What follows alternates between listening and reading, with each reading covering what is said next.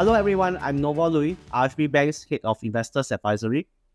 It's my honor today to have Richard Clode from Janus Henderson Investors, who is the portfolio manager at Janus Henderson, a position that he had held since joining Henderson in 2014.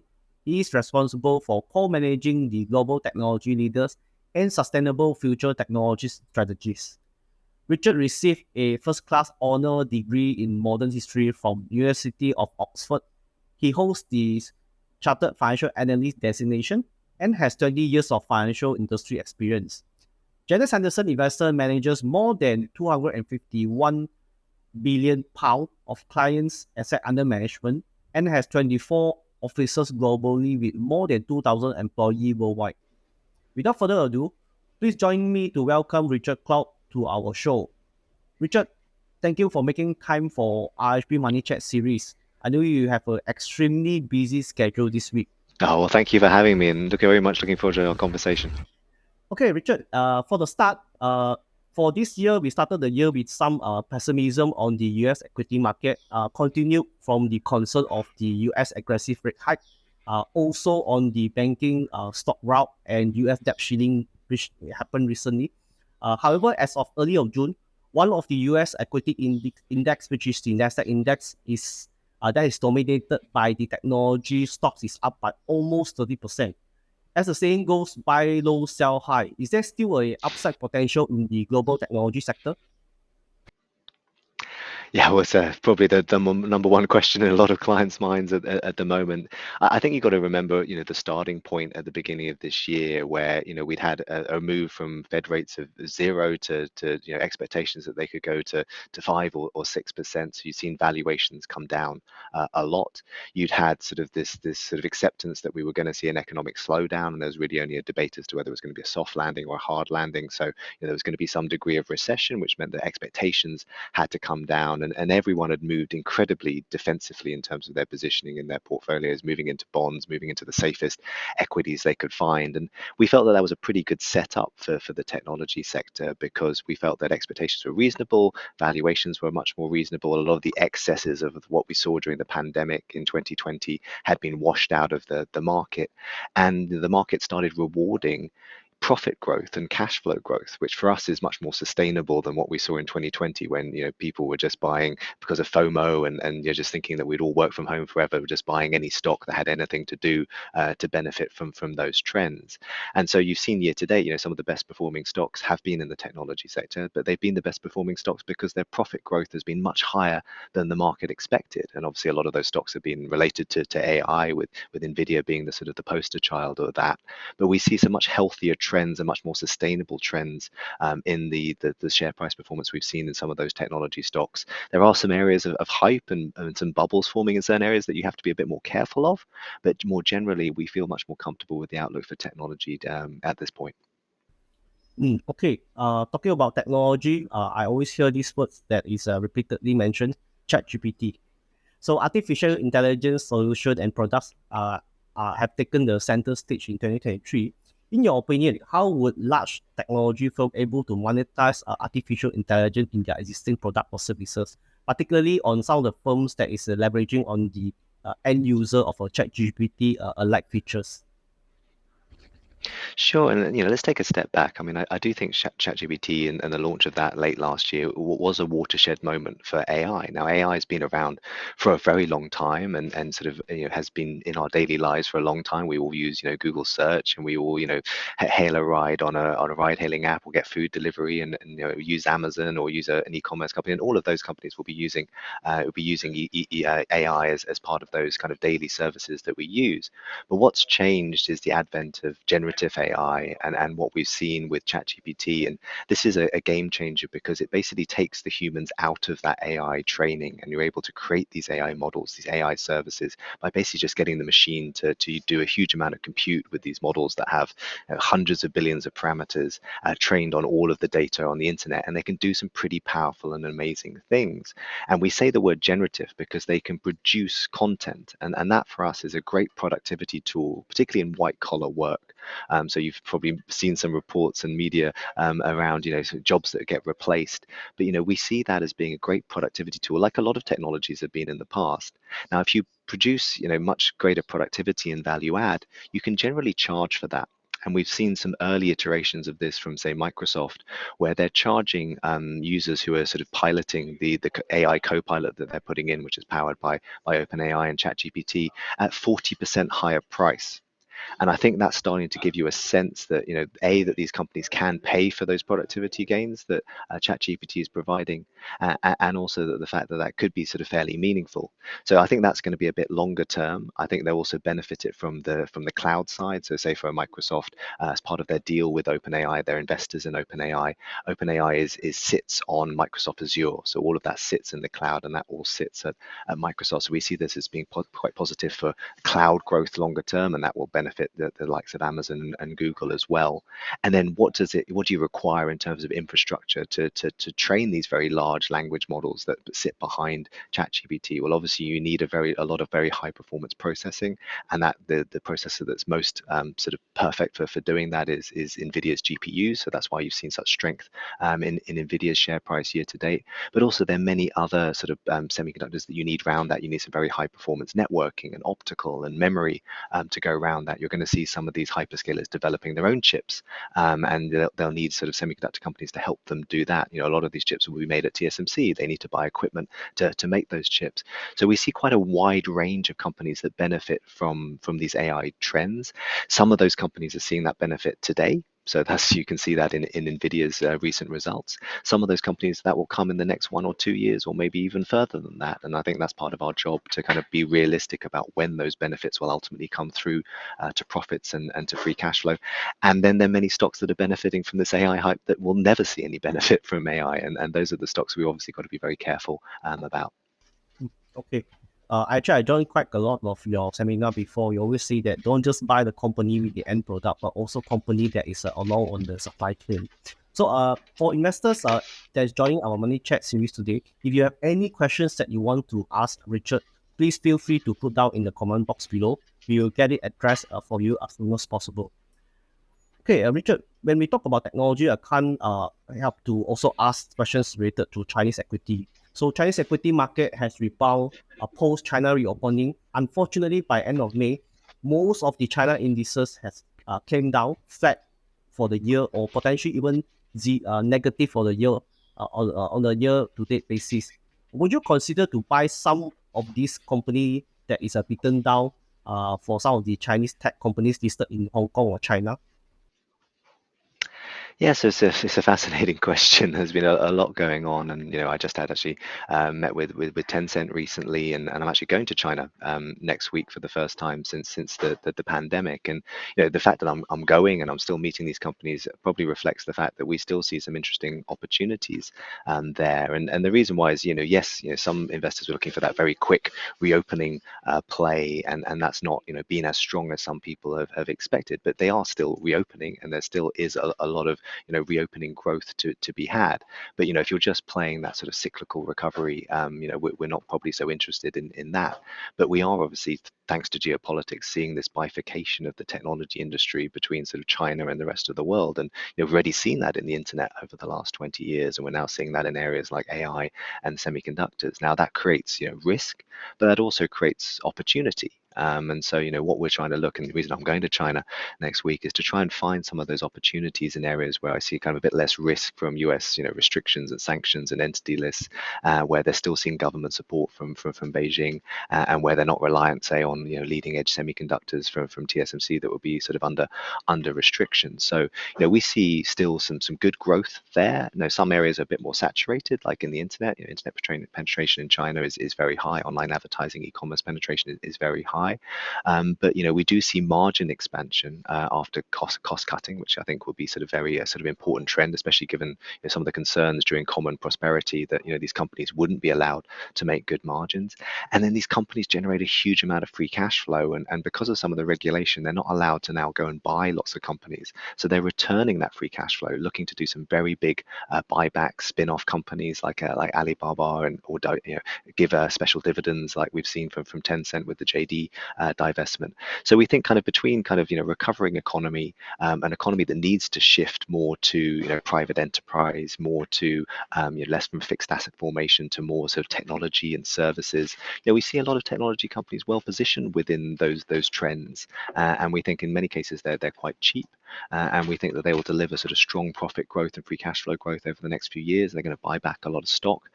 So we feel at probably peak sort of negativity around China, and that's all around the geopolitics. Ever since kind of the spy balloon sort of debacle, we've had some quite sort of fiery rhetoric from both the China and US side. We've got the Secretary of State hopefully visiting China in the next few weeks. That hopefully should be the start of some recovery in relations. JP Morgan just had their China summit for the first time since the pandemic in person in China. It was standing room only. There are many global investors that are interested in China, but they just lack that confidence, just given what's been happening with geopolitics. So hopefully that can calm down, and that can give people some confidence to come back into what is one of the most important economies in the world.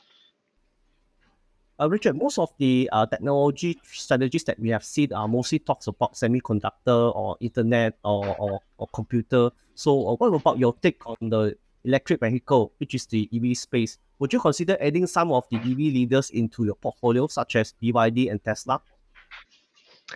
Yeah, so we certainly see the long-term growth of electric vehicles and ultimately taking over from internal combustion engine cars. But I think when it comes to investing, it's quite hard to pick the winner in terms of the EV brands. I mean, there are so many EV brands, as you said. You mentioned Tesla, but there's so many in China. There are many kind of internal combustion engine brands like Ford or GM, VW that are finally getting their act together, and there are many new entrants, like Rivian. Apple might join down the line, and it's a bit like kind of the smartphone industry.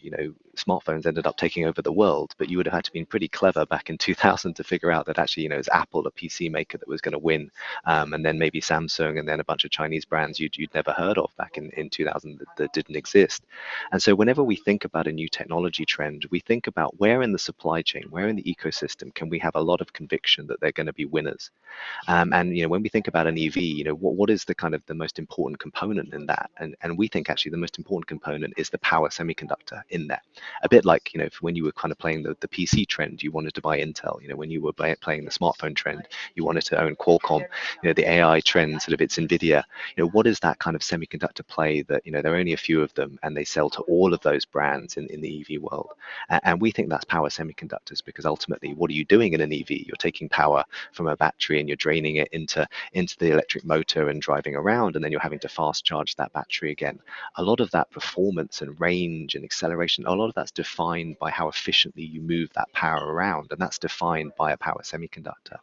Now, there are only about 5 companies in the world that make these power semiconductors, and they don't care if they're selling to Tesla or the Chinese or to VW or Ford or GM, and they make very good margins and have strong pricing power. So that's where we've been concentrating some of our investments in those power semiconductor sort of guys. So, the likes of Infineon and ST Micro on semi, and then I'm visiting China next week. I'm going to be visiting some of the Chinese players that are trying to sort of get into that space as well. So, we're just being very selective as where we want to invest in that EV trend, trying to find the winners and the leaders. Going back to US, as I mentioned earlier, Nasdaq has done well year-to-date basis. With the increased optimism, seems like investors are betting into larger cap stocks in the near future. But for the rest of 2023, between the large tech and the smaller to mid-cap technology stocks, which of these two do you prefer? So we've always owned, a range of sort of market capitalization. We've been very positive on some of the mega caps for a long time, but we've also been very positive on some of the small caps. We've never believed that small caps give better return than large caps. That's never been proven over time, and we certainly feel that in the technology sector. So, if you look at some of the most exciting companies we have, I mean, it's hard to get more exciting than what Nvidia is doing, and obviously we're approaching $1 trillion of market cap. But the other end of the spectrum, we have companies like a Bessie. Now, Bessie, what they do, they are related to AI, and actually a lot of their equipment will be going into fabs just sort of up in Penang and Kulim, sitting in that sort of advanced packaging fab that Intel's building up there and spending billions of dollars. And the reason they're doing that is it's very hard to make these very big chips that are used for AI, are used in data centers, used in the cloud. And the way that you basically offset that is you make these chips smaller by chopping them up and then restitching them back together. And AMD's been doing this for a few years. Now, the problem with doing that is you lose a lot of performance if you basically gluing these chips back together again. And a way to offset that is a new technology called hybrid bonding, where you literally kind of copper to copper stitch these chips together, and you get very high performance, and you don't really lose much from being able to chop these chips up. Now, there's only one company in the world that can make these tools, and it's a small company in the Netherlands called Bessie. And actually, the original joint venture that created ASML was a joint venture between Bessie and Philips. So this company is incredibly innovative company that's been around for a long time, and they have this one tool that's now being adopted by TSMC, by Samsung, by Intel, by the memory makers as well, because this is the future of how we're going to stitch together CPUs and GPUs and high bandwidth memory to do a lot of this AI training, to do a lot of this cloud processing. The way you're going to do that is to make smaller chips and then sort of stitch them together with hybrid bonding and some other advanced packaging techniques. So we're seeing a lot of spending going into advanced packaging and in the roadmaps of all of these companies. And again, that's a smaller company that we think is a great play on that trend. Richard, in Malaysia, a lot of investors can't really differentiate between these few strategies. For example, sustainable technologies, future technologies, disruptive innovation. These are all very similar names in our view, in the layman term. I don't want to mention any specific fund name, but some of our investors in Malaysia are caught in such similar strategies and still sitting on huge losses, especially for those that invested in year 2021 and 2022. So what's your thought on such type of strategies? How would you differentiate your sustainable future technology strategy compared to the other similar funds in the market? Sure, and I was in Malaysia earlier this year, and I felt the pain, and it really angered me as a long-term technology investor. I've been doing this for 20 years, and in the early part of my career was spent with a lot of clients that lost a lot of money in the dot-com bubble, and convincing them that they could come back into technology, but you have to invest in a technology in a rational way. And we saw in 2020 some very similar trends to what we saw back in the dot-com bubble back in 2000, that just because a fund calls themselves innovation doesn't necessarily mean that they're full of innovation, and just because it's called innovation doesn't mean that you don't need to have profits or cash flow, or you don't need to think about valuations. It can't just be a marketing story, and so you can see that from a variety of factors. One, that Nvidia probably is one of the most innovative companies on the planet right now. It's not owned in an innovation fund currently, which for me is bizarre. And then on the other hand, you go back to 2020, you had many funds and strategies that had almost all of their portfolio in unprofitable technology companies, many of whom never had any chance of being profitable, or if they were profitable, were on ridiculous valuations. And we've always said that I kind of had a career of 20 years in tech investing if I just had one good year. The way to have sustainable returns over the long term is to invest in companies that grow their profits and cash flow sustainably over time. Otherwise, you're just relying on someone else to buy a stock higher than you. That's kind of greater fool theory. And we've been doing that a long time. And again, I would encourage clients that you believe in these technology trends, you believe in AI, but at the end of the day, you're not investing in a technology, you're investing in a stock. And for stocks to go up consistently over time, they need to grow their profits. They need to grow their cash flow more than the market expects. That's a consistent way of growing your capital over time. And then you've got to find investors in these areas that not just the marketing material that looks great and sounds great. Can you find technology investors that have actually proven that they can do this over the long term? And obviously, we've been very long-standing technology investors in the Malaysian market. We've built a lot of trust with our clients over those years, and hopefully we've demonstrated that we have the ability to do that. So I think you want to think about not just the title of the fund that you're investing in, the name of the fund that you're investing in, but who are the people behind that? Have they proven that they not just have one good year, they've had many good years? How do they invest? What are they investing in? It's not just technology, we're investing in stocks, and we've got to do that consistently over time. Okay, finally, what are your thoughts about US recession? we have been talking about recession since last year. So if there would be a mild recession in US, would that derail your portfolio strategy? Yeah, it's interesting, and I always remind clients that the stock market is a forward discounter. So the market has been debating the likelihood of that recession, the depth of that recession for over a year now, and that recession has probably taken a bit longer to take hold. The consumer and sort of corporate spending environment, particularly in the US, has stayed more resilient than maybe many expected. But we are going to have that slowdown. Where rates are today is beginning to bite. What we've seen with some of the sort of mini banking crisis that we saw does have an impact on lending, and that will lead to a slower period probably later this year. Now, that means there'll be less growth out there in the stock market. As I said, we generally think stocks go up because they're going to grow their profits or cash flow more than the market expects. There's not going to be so much growth out there, and we think a lot of that growth will be in secular growth, in trends that are going to grow even if the market is the economy is weaker. And many of those secular trends exist in technology. So we think AI will grow no matter what happens to the global economy. We still think there'll be cloud growth no matter what happens to the economy. And as long as expectations are reasonable, we still think that growth can shine through. Those stocks can do well. So I think it's exactly in a time of a recession, in the time of an economic slowdown, that clients should be thinking about accessing more secular growth. And obviously, a lot of that secular growth sits in technology, just given some of the key trends that we're seeing across the technology sector today. Thank you very much for your sharing today, Richard. I trust that has provided a better insight to our investors to make informed investment decisions. Thank you very much. Thank you very much to all investors for joining our Money Chat today. In RHB, we have a few technology-related funds available on our platform for your consideration. Do approach your relationship manager to know how these funds can be inclusive in your investment portfolio. See you again in the next Money Chat series.